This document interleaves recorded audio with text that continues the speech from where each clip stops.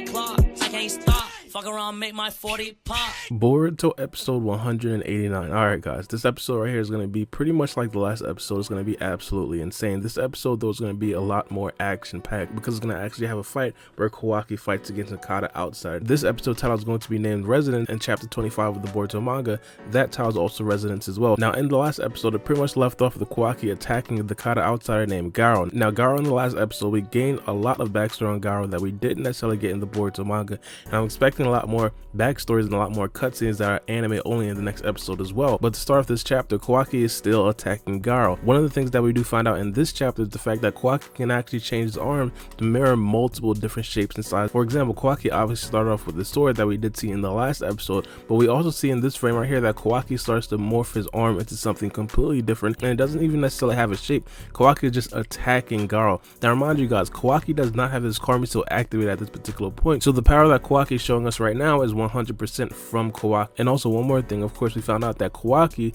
is also weakened right now, so this isn't 100% Kawaki. Now the way that Kawaki fought in this chapter was very interesting as well. He doesn't necessarily show the ability to use any sort of ninjutsu, he doesn't necessarily use any sort of chakra, so because of that, during this chapter right here, when we first seen it, we didn't know if Kawaki was actually holding anything back, mainly because he was in a weakened state, and of course if he used any chakra, that would then tire him out even more. So in this whole chapter he doesn't necessarily use chakra. The only thing that he really does use is the arm that pretty much shape shifts and just flat out taijutsu. But regardless, as this chapter went on, it was very clear to everybody that Kawaki was super out of breath. Even Garo commented on it. He said, out of breath already, hey, you're getting low on power. And of course Garo gets the upper hand. Now at this particular point, you know, everybody's pretty much going crazy. Boruto wants to jump in. Of course Boruto wants to be that guy. Garo, being Garo, you feel me, he just wants to significantly injure Kawaki. One thing that we did see in the last episode is that Garo actually has an upstanding beef with Kawaki. Garo pretty much picks up Kawaki. Now here's where things get very interesting.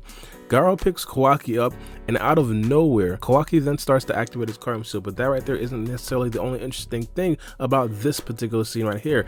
As Kawaki starts to activate his karma seal, Boruto as well starts to activate his karma seal, and that's where we get the episode titles and the chapter titles of this specific episode and chapter adaptation. It's called Resonance. One thing that we are seeing in this chapter is that Boruto's karma seal is actually resonating off of Kawaki's karma seal. Now in this chapter it doesn't necessarily tell us exactly why their karma seals are resonating off of each other, and this right here could have possibly been what Kashin Koji wanted to see. If you guys do recall, in the last chapter he basically noted that this is the first time that he really seen two karma seals in the same spot at the same time, so he's probably wondering, or he's probably hypothesizing, that if one of them activated the karma seal, then the other person would also activate the karma seal. And another thing that I did question at this particular point was, when Boruto first activated his karma seal, did Kawaki also activate his karma seal, which then prompted Boruto to activate his karma seal back in the fight versus Kashin Koji? We already know that Kawaki was then fighting against some robots, so that right there could have been possibly what prompted Boruto to activate his karma seal. But regardless, we now know that Boruto and Kawaki's karma seal, they are kind of related. And now after Kawaki activated his karma seal, he kind of woke up and he got very, very lively. The first thing that Kawaki did was he pretty much used a blast and blew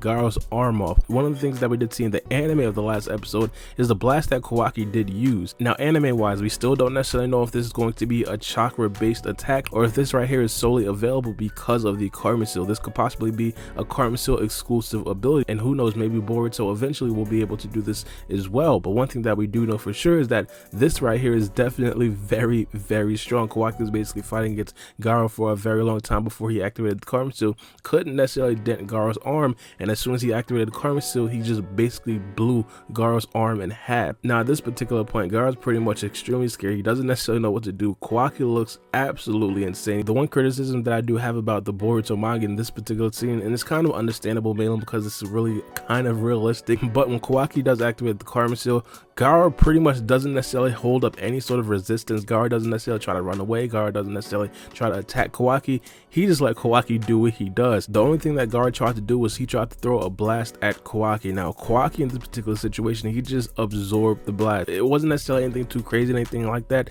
Kawaki just did it very, very slight. It didn't necessarily look like it hurt Kawaki or anything like that. It came came very natural to Kawaki, and after that, Garo was pretty much in like a paralyzed state. He was absolutely stunned. Now, in this particular situation, while I was reading this in the Boruto manga, I was pretty sure that the Karma Seal had a lot more abilities, and again, because Garo was so stunned, we didn't necessarily get to figure out exactly what Kawaki's Karma Seal can actually do. So Kawaki basically shapeshifts his arm and pretty much pierces Garo right in the stomach. This right here was absolutely insane, man, because we didn't necessarily get to see anything this gory in the Boruto manga before. So this right here pretty much marks where everything first went pretty much downhill for the Boruto manga, and everything in terms of fights after this were pretty bad. Kawaki completely pierces Garo, but that right there wasn't even necessarily the craziest thing. He basically leaves the shape-shifting arm inside of Garo. Garo is literally begging for his life. Kawaki looks him in the eyes and says, "I warned you. I said you'd lose more than your chin this time," and he literally blows the top half of Garo's body off.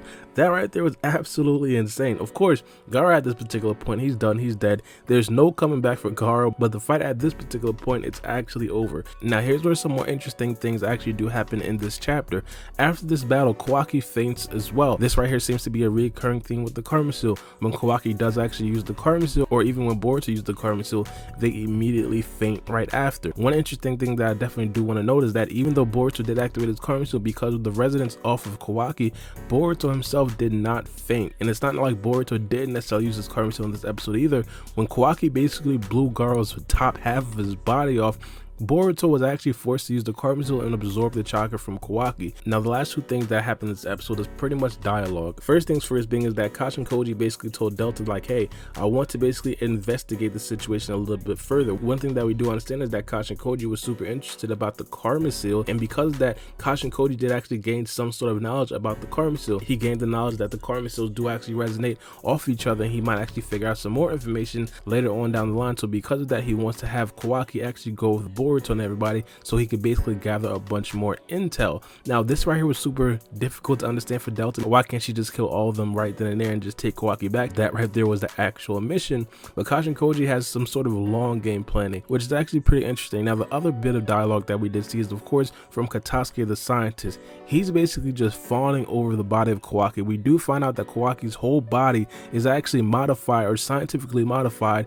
and it's not necessarily a ninja tool. Katasuke basically says that Kawaki's whole existence is a ninja tool. Now, Mitsuki asks Katasuke if it's anything similar to him. Katasuke tells Mitsuki no. The difference is that Mitsuki was actually a clone made out of Orochimaru. Kawaki in this instance was an actual boy, but he was modified by scientific technology, pretty much every fiber of his being. So that right there is super different. Boruto in this episode was super dumbfounded, man, because he didn't really know that Mitsuki himself was a clone, which is kind of confusing, man, because he did see clones of Mitsuki in Orochimaru's lab when Mitsuki did actually go rogue. But regardless, at the end of this chapter, Boruto and the rest of Team 7 along with Kawaki are headed back to the Hidden Leaf Village and bringing Kawaki to Naruto, which is going to be a very interesting time. Needless to say, I mean, this episode right here is going to be a very good episode. I'm pretty sure a lot of you guys are going to be super excited to see exactly what happens. But let me know what you guys think. It's been your boy Baara B, and we out.